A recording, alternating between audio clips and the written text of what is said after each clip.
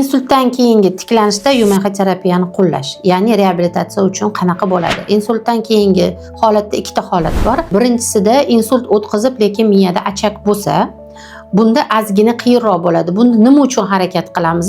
Bundan keyin mana insultda asosan hammamiz bilamiz, qaysidir soha, yo tanani yarmi, yo qo'l, yo oyoqda harakat cheklanadi. Shunda agar qaralmasa, reabilitatsiya o'tkazilmasa, harakat yana ham cheklanadi, shish bo'ladi, qon aylanishi yaxshilanmaydi, o'zidan keyingi yotoq yarali asoratlarni kelib chiqadi.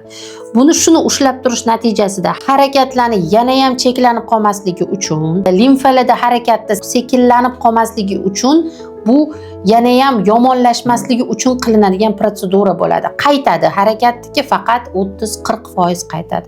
Endi ikkinchi holat, insult holati o'tkazilgan, lekin miyada achak yo'q. Bunda 95, 99, 100% gacha natija olish mumkin YMH terapiya bilan.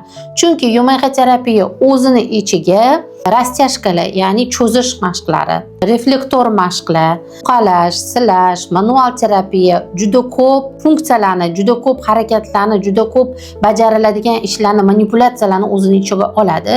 Shuning uchun YMH terapiya insultdan keyingi reabilitatsiyada ham juda ham yaxshi natija beradi.